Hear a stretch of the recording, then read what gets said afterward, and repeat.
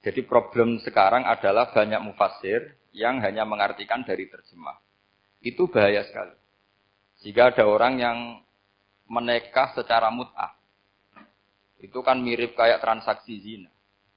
Mereka berdalil famastam ta'tum bihi minhunna fa'atuhunna ujurahun. Perempuan yang sudah kamu nikmati, yang penting kamu bayar. Terjemahnya seperti itu. Karena ujur itu jamaknya ujroh. Itu fatal sekali. Padahal ayat itu begini, settingannya begini. Setting siakul kalamnya atau asbab nuzulnya begini. Ini sekaligus, memang saya sengaja ngaji dengan tema yang berat. Bentuk penghormatan pada yang ngaji. Kalau temanya ringan kan kayak TPQ. Begini asbab nuzulnya begini.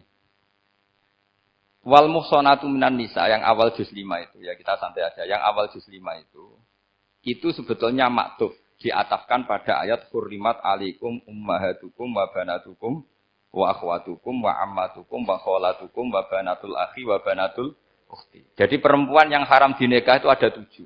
Yang faktor nasab, yaitu siapa? Ibu, putri, saudara putri, bulik dari bapak, amah itu bulik dari bapak, kholah itu bulik dari ibu, keponakan dari saudara lelaki, keponakan dari saudara perempuan. Ini disebut haram karena nasab gen.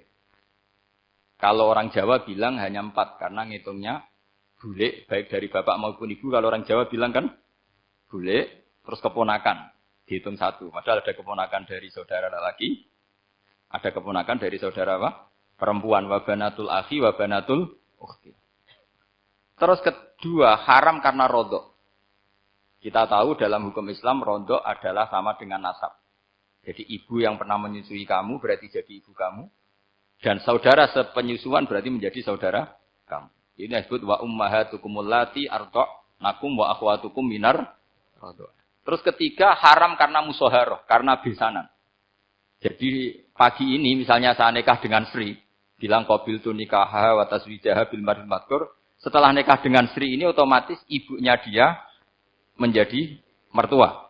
Otomatis haram saya apa? Nikah. Ini namanya haram karena musoharoh. Atau kamu punya anak Zaid. Zaid pagi ini akad dengan Sri. Berarti Sri adalah menantu Anda. Otomatis haram bagi Anda. Itu namanya haram karena musoharoh, karena bisanan. Itu yang disebut waroba haram-haram itu kan seterusnya itu wa ummahatu nisaikum. Ibu dari istri-istri kamu.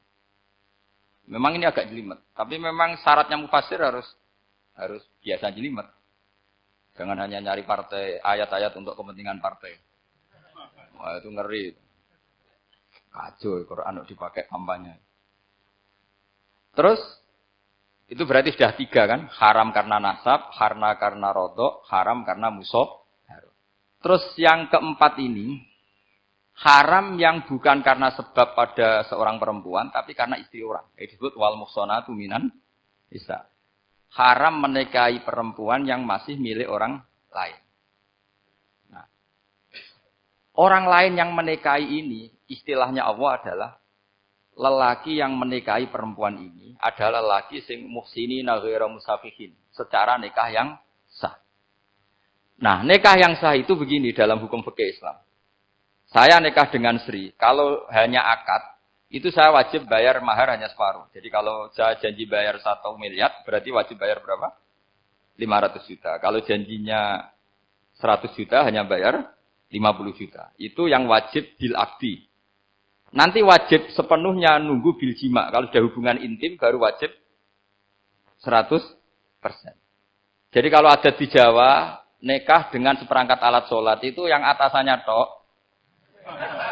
itu wajib karena akad. Nanti bawaannya nunggu setelah hubungan apa? Intim.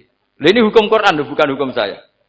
Makanya kan wa in talaqtumuhunna min qabli an tamassuhunna, saat terus panis huma faradtum. Hanya wajib bayar setengah. Nah, perempuan yang sudah diajak hubungan intim itu kata Allah fa'atuhunna ujurahun, maka wajib kamu bayar penuh. Jadi ayat itu tentang perempuan yang sudah dinikah, kita harus bayar berapa?